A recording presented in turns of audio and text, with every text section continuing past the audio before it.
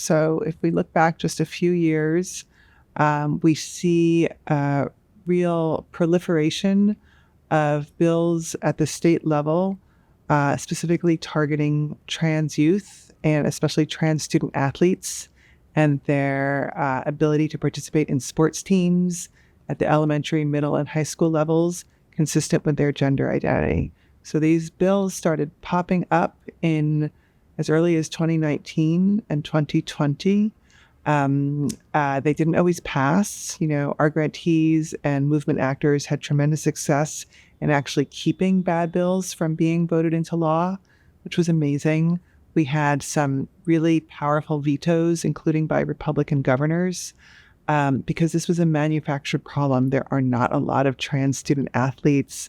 It was really felt that this was kind of a cynical exploitation of a cultural wedge issue, because not a lot of people knew trans people, didn't know trans youth, didn't know trans student athletes.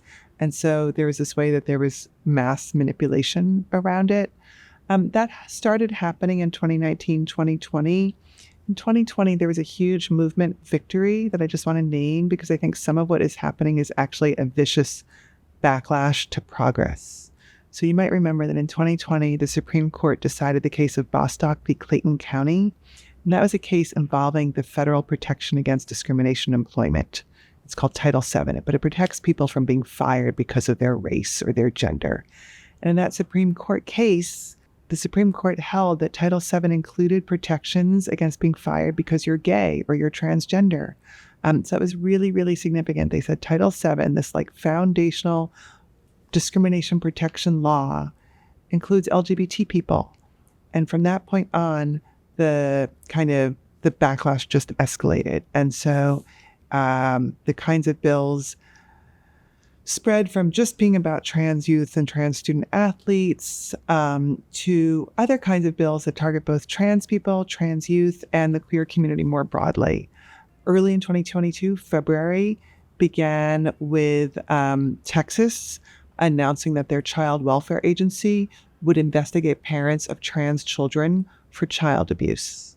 And then that was copied in several other states, including Florida.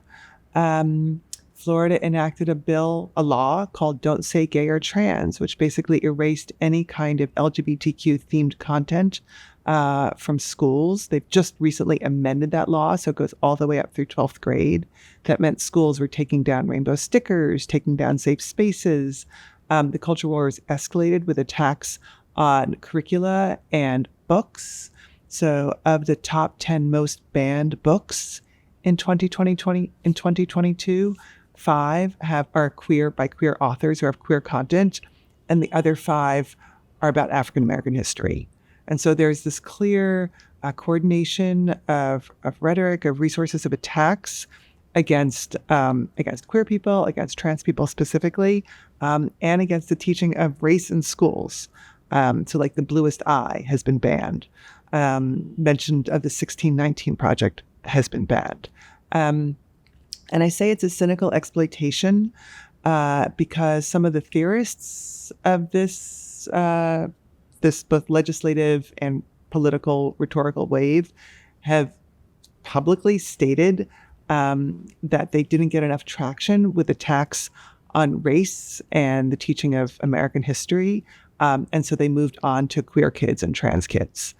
So it's publicly acknowledged that these are positions that are adopted not because of mass public sentiment or what constituents want or even kind of a genuine policy debate. They're adopted for kind of the purpose of exploitation. I want to name 2 things. One is that it's a backlash to success and visibility of our movement. 2 is that our grantee organizations and others have been really successful at keeping some of these bills from being enacted into law, and even where they have been enacted into law, at stopping them from going into effect through lawsuits. So many of our grantees are litigating these issues. And then 3, the kind of dangerous phenomenon that we've all observed is that these policy debates are not just staying in the State House. There's an activation of very extreme, harmful rhetoric that kind of motivates and inspires both online threats and real physical violence.